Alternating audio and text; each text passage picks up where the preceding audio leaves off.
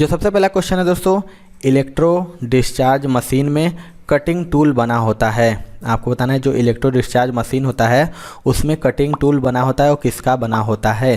तो इसका right answer हो जाएगा ऑप्शन नंबर डी यानी ग्रेफाइट का। आपको बता दें कि जो इलेक्ट्रो डिस्चार्ज मशीन होता है में कटिंग टूल ग्रेफाइट का बना होता है, और आइसोट्रोप गुण के कारण ईडीएम में ग्रेफाइट का उपयोग करते हैं, और यह अन्य धात्विक इलेक्ट्रोड की तुलना में बेहतर होता है। चलिए दोस्तों अगला क्वेश्चन देख लेते हैं।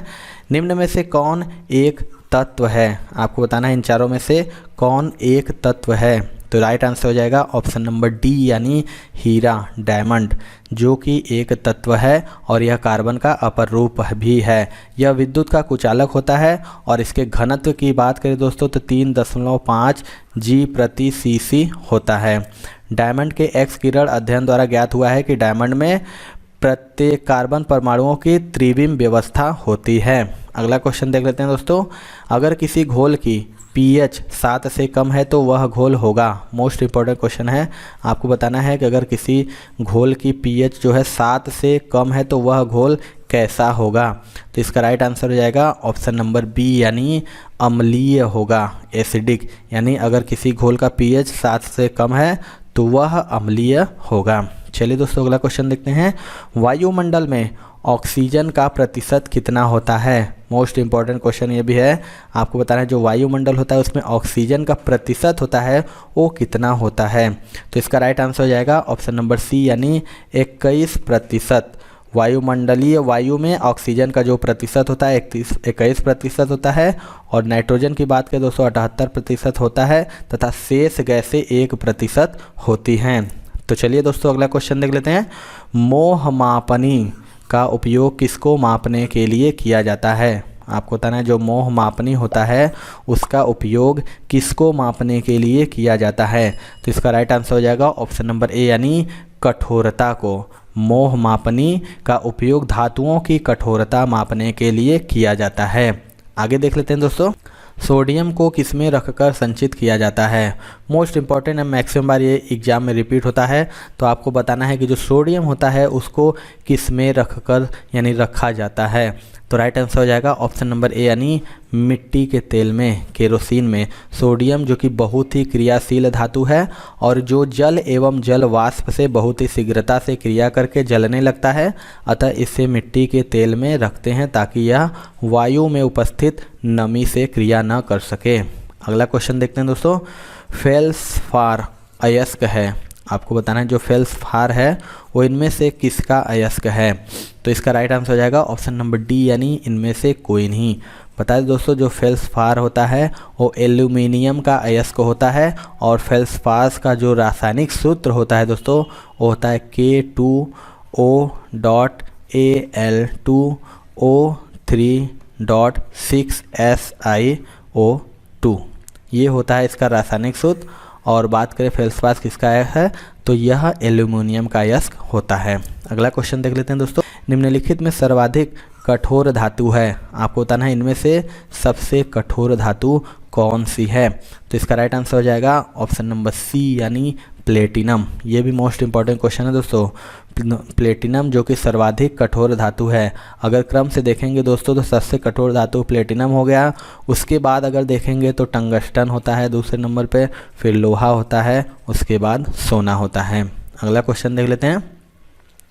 घरेलू साधनों में मिश्र धातु की तरह अथवा एक शुद्ध रूप में तरह सर्वसामान्य रूप से कौन सा धातु प्रयोग किया जाता है? मोस्ट इम्पॉर्टेंट है।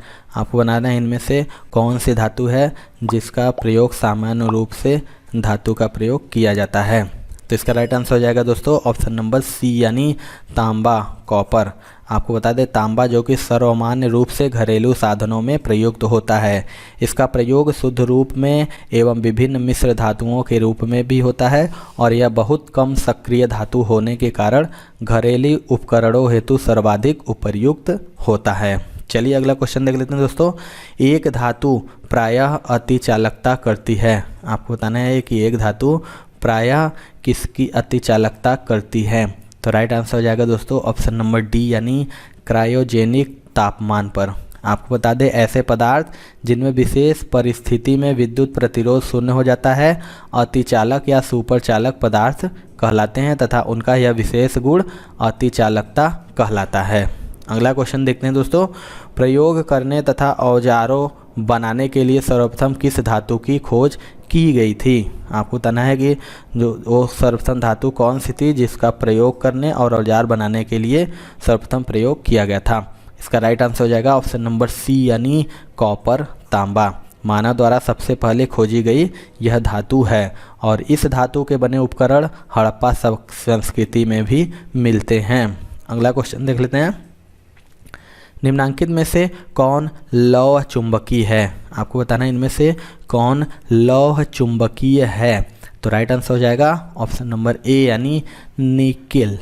और वे पदार्थ जो किसी चुंबक के सिरे के पास लाए जाने पर तीव्रता से आकर्षित होते हैं तथा किसी चुंबकीय क्षेत्र में रखे जाने पर क्षेत्र की दिशा में प्रबल रूप से चुंबकित हो जाते हैं, लौह चुंबकीय पदार्थ कहलाते हैं। एग्जाम्पल की बात करें दोस्तों तो लोहा हो गया, निकिल हो गया, कोबाल्ट हो गया आदि। अगला क्वेश्चन देख लेते हैं, विरंजन का स्वरूप प्रदान करता है। आपको बता रहे इनमें से कौन है जो विरंजन का स्वरूप प्रदान करता है। तो राइट आंसर हो जाएगा ऑप्शन नंबर सी यानी क्लोरीन। बात करें क्लोरीन की तो एक तीव्र विरंजक गैस है और वह रंगीन कपड़ों व फूलों का रंग उड़ा देती है। अगला क्वेश्चन देख लेते हैं दोस्तों, निम्नलिखित में से कौन सा तत्व रासायनिक रूप से धातु व अधातु दोनों के समान कार्य करता है। आपको बताना है वह कौन सा तत्व है जो धातु और अधातु दोनों के समान कार्य करता है। तो राइट आंसर हो जाएगा ऑप्शन नंबर डी यानी बोरान। बात करें तो ऐसे पदार्थ जो धातु व अधातु दोनों की तरह कार्य करते हैं उन्हें उपधातु या अर्धधातु कहते हैं और इनकी संख्या दोस्तों 7 है। कौन कौन से है तो बोरान है दोस्तों, सिलिकॉन है, जर्मेनियम है, आर्सेनियम है, एंटीमनी है, टेलीरियम है और पोलेनेरियम है। अगला क्वेश्चन देख लेते हैं दोस्तों, भविष्य का ईंधन कौन सा है। आपको बताना है इनमें से जो भविष्य का ईंधन है वह कौन सा है। तो इसका राइट आंसर हो जाएगा दोस्तों ऑप्शन नंबर बी यानी हाइड्रोजन। आपको बता दें कि अन्य ईंधनों की अपेक्षा हाइड्रोजन से प्राप्त प्रति इकाई क्षमता अधिक होती है तथा इसके प्रयोग से किसी प्रकार का प्रदूषण भी नहीं फैलता है और हाइड्रोजन ऊर्जा का सर्वाधिक शक्तिशाली स्रोत है जिससे सस्ता ईंधन उपलब्ध कराया जा सकता है। अगला क्वेश्चन देख लेते हैं दोस्तों, पेंसिल का सिक्का किस चीज़ का बना होता है। ये भी मैक्सिमम बार में एग्जाम में पूछता है दोस्तों कि जो पेंसिल का सिक्का यानी नोक होता है वो किस चीज़ का बना होता है। तो इसके राइट आंसर बात करें दोस्तों तो इसका राइट आंसर हो जाएगा ऑप्शन नंबर ए यानी ग्रेफाइट का। बता दें कि जो पेंसिल का सिक्का होता है ग्रेफाइट का बना होता है और ग्रेफाइट कार्बन का एक अपर रूप है और कार्बन का एक अन्य अपर रूप हीरा भी है। ग्रेफाइट अपनी संरचना के कारण विद्युत का सुचालक भी होता है। अगला क्वेश्चन देखते हैं दोस्तों, ऑक्सीजन की उपस्थिति में ग्लूकोज का कार्बन डाइऑक्साइड और पानी में ऊर्जा के विमोचन से संपूर्ण रूपांतरण क्या कहलाता है। इसके राइट आंसर बात करें दोस्तों तो इसका राइट आंसर हो जाएगा ऑप्शन नंबर ए यानी वायु श्वसन। बता दें कि ऑक्सीजन की उपस्थिति में ग्लूकोज का कार्बन डाइऑक्साइड और पानी में ऊर्जा का विमोचन से संपूर्ण रूपांतरण वायु श्वसन कहलाता है।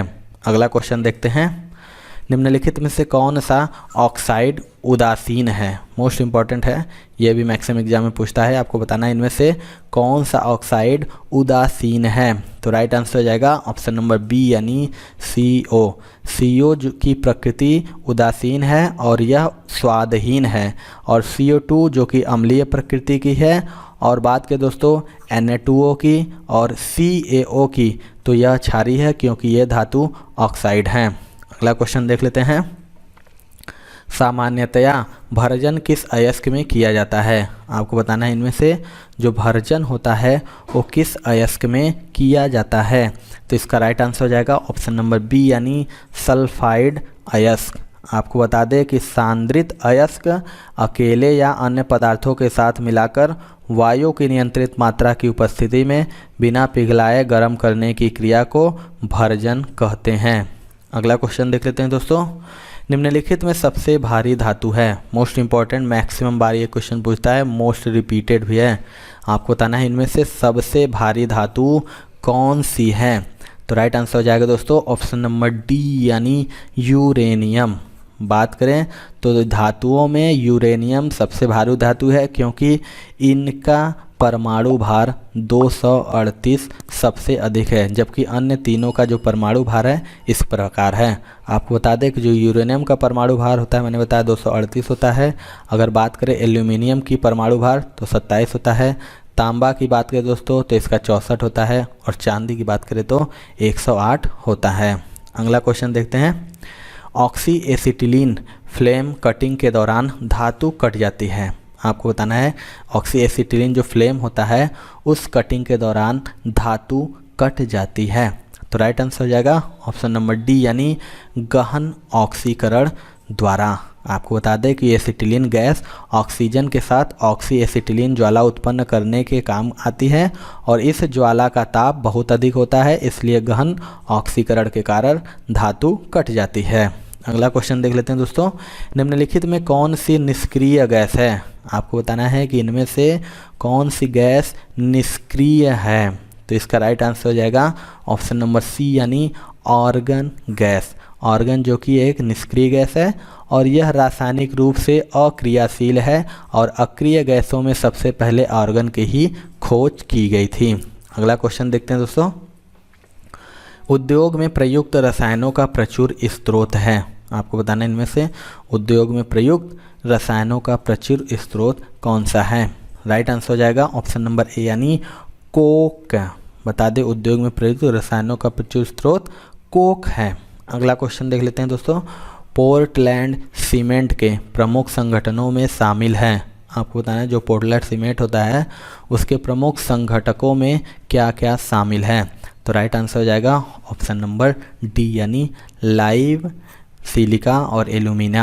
आपको बता दें सामान्य सीमेंट को ही पोर्टलैंड सीमेंट भी कहा जाता है, और उसके प्रमुख संगठक कौन कौन से हैं। तो दोस्तों कैल्शियम ऑक्साइड हो गया 50 से 60% तक, उसके अलावा सिलिका हो गया 20 से 25% तक, एल्यूमिना हो गया 5 से 10% तक, उसके बाद है मैग्नीशियम ऑक्साइड 2 से 3% तक, उसके बाद फेरिक ऑक्साइड जिसे मैग्नीशिया कहते हैं 1 से 2% तक।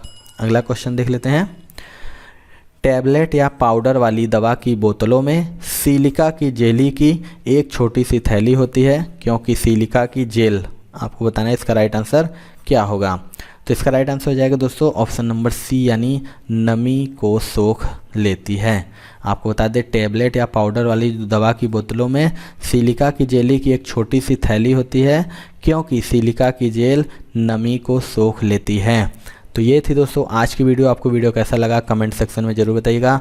वीडियो पसंद आया होगा दोस्तों तो एक लाइक ज़रूर करिएगा, और हमारे चैनल पर नए हैं तो चैनल को ज़रूर सब्सक्राइब करके बेल आइकन दबा लीजिएगा, क्योंकि हम आने वाले ग्रुप डी एग्ज़ाम की तैयारी लगातार करा रहे हैं। तो मिलते हैं दोस्तों अपने अगले वीडियो में, तब तक के लिए जय हिंद जय भारत।